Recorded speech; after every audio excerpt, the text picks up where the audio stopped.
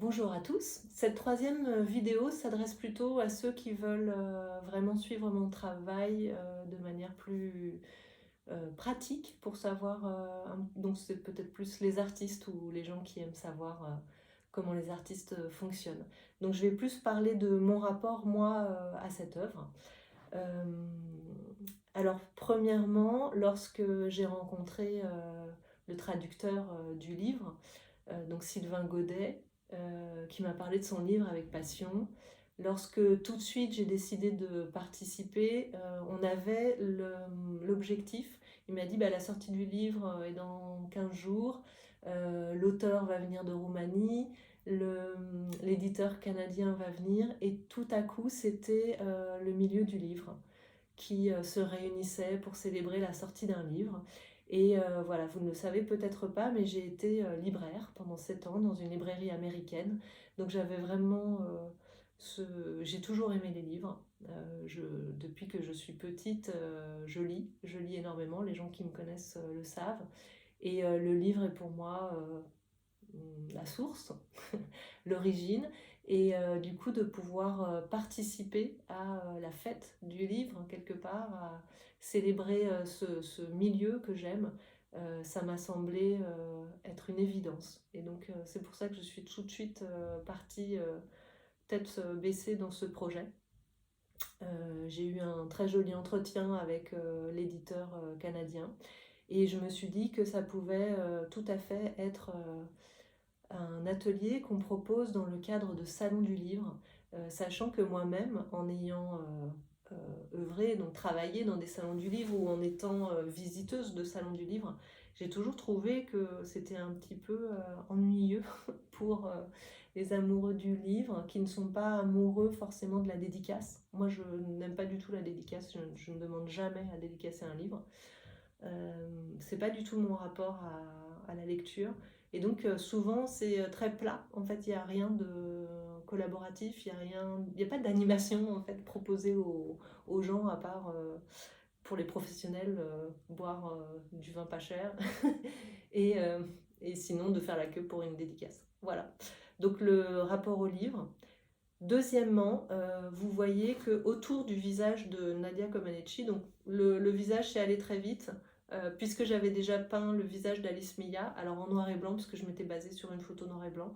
Là, je me suis basée sur la photo de la couverture du livre, parce que c'est une photo où elle ne sourit pas, et il y a déjà eu ce livre de Lola Lafont sur la gymnaste qui ne souriait pas, ou quelque chose comme ça. Euh, donc la photo, j'ai pris la photo, je l'ai fait en très grand. Je m'intéresse pas trop en fait aux résultats figuratifs. Ça m'intéresse pas trop en fait. J'essaye de faire quelque chose qui est un peu ressemblant, histoire qu'on ne soit pas complètement perdu. Mais c'est pas du tout le cœur de ma démarche, de ma recherche. Par contre, sur le côté, moi je voulais à la base faire le motif du pentagone que j'ai fait dans l'atelier Alice Mia. Donc là, j'en ai pas sous la main pour vous montrer, mais autour du visage d'Alice Mia. Et en fait, dans le tout premier atelier que j'ai monté, qui est un atelier complètement abstrait, pas du tout hommage, j'ai choisi de faire cette forme du pentagone simple. Elle est remplie de noir, mais c'est simplement cette forme. Et elle n'est pas, comme on le voit derrière moi, liée. Et comme je le fais dans mes peintures. Et je trouvais intéressant d'utiliser seulement la forme du pentagone sans tout le travail qu'il y a derrière. Pourquoi ? Parce que je me disais symboliquement, c'est les gens qui fabriquent l'atelier qui créent le lien entre les pentagones, et puis parce que graphiquement c'est très différent, c'est beaucoup plus brut, c'est beaucoup plus fort comme contraste. Et là je suis en train de regarder à nouveau le travail de Pierrette Bloch, je ne sais pas comment on prononce, mais qui me touche énormément, d'un contraste noir-blanc profond, brut, rien que d'en parler, j'ai l'émotion qui monte. Et donc j'aime bien ce rapport hyper simple. Mais j'ai quand même voulu essayer pour voir ce que ça donnerait. Donc j'ai fait des photomontages. J'ai hésité et en fait je me suis dit L'avantage si j'avais fait que des pentagones, c'est que, et c'est un énorme avantage pour moi, c'est que l'atelier de Nadia Comaneci communique complètement avec l'atelier d'Alice Mia et avec tous les autres ateliers que je vais créer. Donc il y a un jeu formel où on peut passer de l'un à l'autre et je trouve ça génial. Et c'est cette idée qui m'a vraiment retenue de faire cette forme-là. Mais finalement, j'ai quand même choisi de faire cette forme plus travaillée, plus décorative, parce que je me suis dit que ça pouvait être joli, ça pouvait être intéressant. Et c'était peut-être une manière de montrer aussi aux gens qui me suivent que mon travail peut être ça aussi, peut être intéressant dans ce sens-là, et leur montrer en fait la diversité de ma palette créative, parce que je suis dans une démarche de gagner ma vie et de montrer la diversité de ce que je peux faire.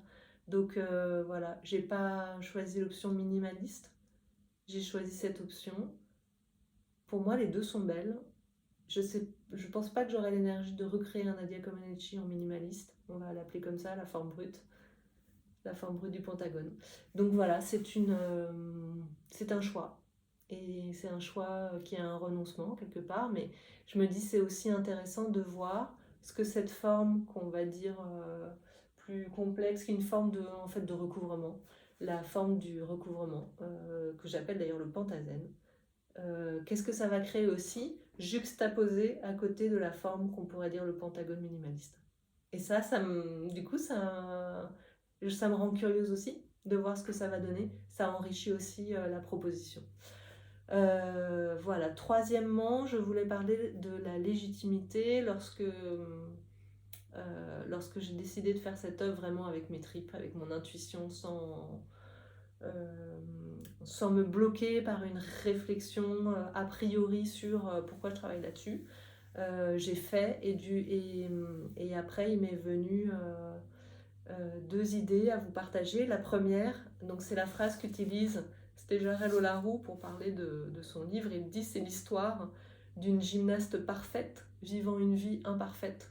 Et très souvent je fais le lapsus en parlant de Nadia Comaneci en disant c'est une artiste parfaite qui a vivant une vie imparfaite, qui a eu une vie imparfaite.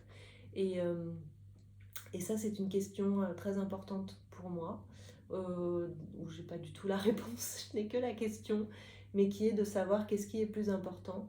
L'œuvre qu'on laisse, par exemple pour Nadia Comaneci, ces médailles qu'elle a gagnées, ces moments historiques qu'elle a créés, cette émulation, cet engouement, cette joie qu'elle a créée dans le cœur de milliers de gens qui l'ont suivie à l'époque et qui, sans doute, des centaines de jeunes filles ont été inspirées par Nadia Comaneci pour se mettre à la gymnastique.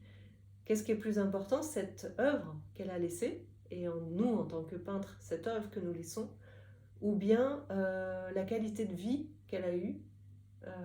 Donc là, une vie que Stéjarel Olarou dit imparfaite. Moi, je n'ai pas encore lu le livre, alors je ne peux pas vous le dire, mais je l'imagine.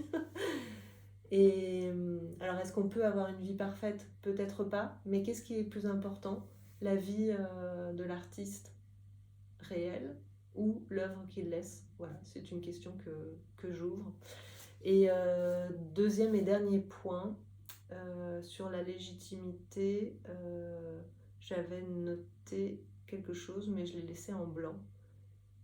Et ça nous fera un blanc. Un blanc que j'accueille. Je vous remercie d'avoir suivi cette vidéo. J'espère que je n'ai pas été trop longue. Voilà, c'est vraiment pour les gens qui aiment se poser plus de questions. Merci, en tout cas sur la pratique artistique. Au revoir.